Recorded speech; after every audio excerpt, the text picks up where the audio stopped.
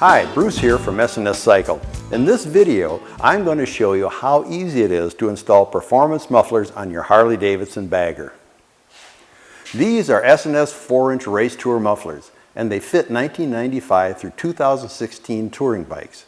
The mounting system is the same for all these years, and the nice thing about these S&S bagger mufflers is that they're compatible with all stock mounting hardware.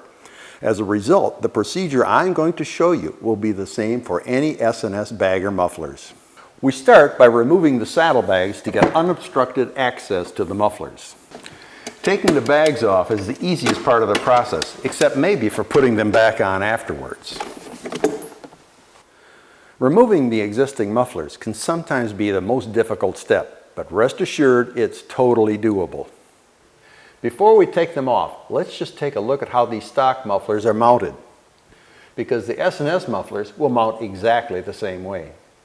This clamp secures the muffler to the exhaust pipe. If anything is going to cause trouble getting these mufflers off, this is it. On the rear of the mufflers, we have this tab supported by a rubber grommet on the saddlebag support. The tab bolts to the muffler here and here. If your grommets are worn or stretched, you should get new ones from your local Harley-Davidson dealer. These look fine. To remove the muffler clamp, I'm using a 9/16 deep well socket. You can use a ratchet handle and an extension, but you just can't beat a cordless impact tool for taking things apart. These rear mounting bolts take a 1/2 inch socket. I'll remove them and hold on to them for later.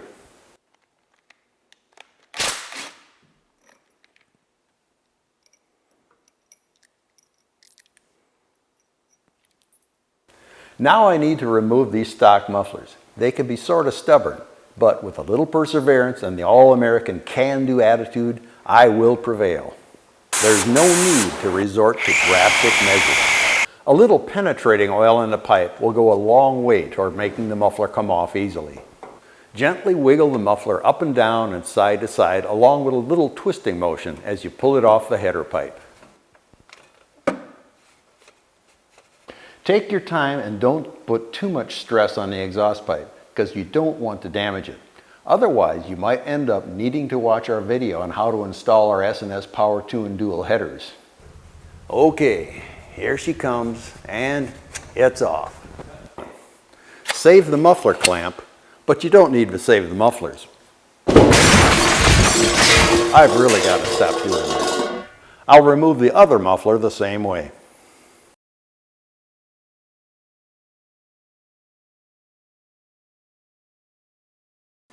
Now I'm ready to install the new mufflers, so I'll take the stock muffler clamps that I just removed and install them on the new mufflers.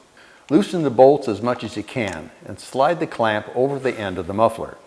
Sometimes these can be a little tight and it may be easier to tap it on with a rubber mallet.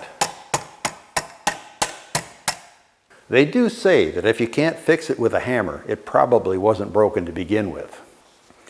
Before you put the new muffler on, it's a good idea to check the pipe for burrs or irregularities and smooth them out with emery cloth if they're scarfed up. Important tech tip here. Both mufflers are not the same. There's a left muffler and a right muffler. Generally, the right muffler has a dimple that gives us clearance for the axle nut. But some muffler sets have clearance dimples on both mufflers. It's really simple to tell which goes where. The little end always goes in front, and you always put the dimple to the inside. Whoops, this is the wrong muffler. That is to say, the right muffler. On this side of the bike, the left muffler is the right muffler. This is the correct muffler. As you can see, there's no dimple. The 4-inch race tour mufflers only have a clearance dimple on the right side. Now I'll slide the muffler onto the pipe.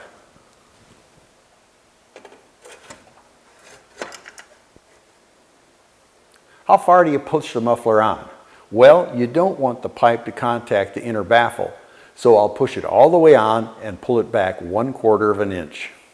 Here's what you're trying to achieve, about 1/4 inch clearance between the pipe and the baffle.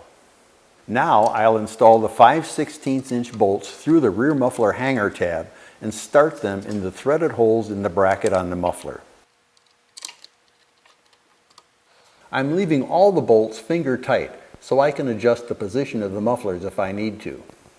Install the other muffler using the same procedure and leave the bolts finger tight. Now I'll adjust the position of the mufflers. Make sure the mufflers are on straight and make sure the ends are even with each other. We need to use a little more finesse tightening these bolts than we did taking them off. I'll use a torque wrench and my 9/16 socket to tighten the muffler clamp to 42 foot-pounds.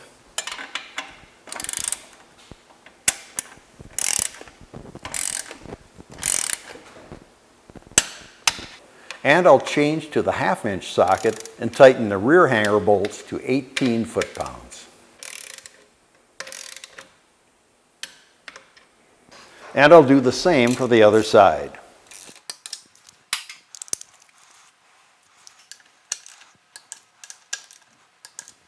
As I mentioned earlier, the procedure is the same for installing any of the various S&S bagger mufflers. The last step is really easy, but it's really important, unless you don't care how your bike looks. Thoroughly clean the exhaust pipes and mufflers. Make sure there's no oil or fingerprints on them before you start the engine.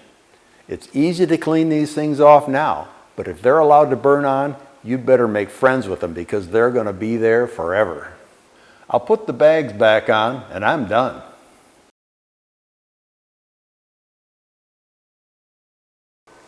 So I've got the mufflers installed, but what about fuel system tuning? Is it really necessary? The answer to that depends on a number of things.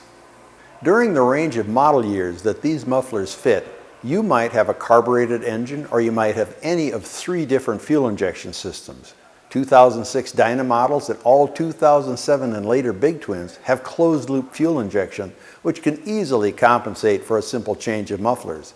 But for a carbureted engine or EFI bikes through 2006, the fuel system will not automatically compensate for performance upgrades. So it's a good idea to rejet the carb or recalibrate the EFI. If you're also installing a performance intake, like the S&S Stealth Air Cleaner, we strongly recommend that for 1995 through 2006 models that you rejet or recalibrate the EFI for best drivability and best performance and to prevent overheating. Again, 2007 and later models will be able to compensate with the closed-loop EFI system, but we still recommend recalibration for the best results. If you're also upgrading to a performance camshaft, you absolutely must recalibrate or rejet no matter what fuel system you have. If you found this video helpful, we ask YouTube viewers to click on the share button. And if you'd like to see all the new S&S instructional videos just as soon as they're released, click the subscribe button.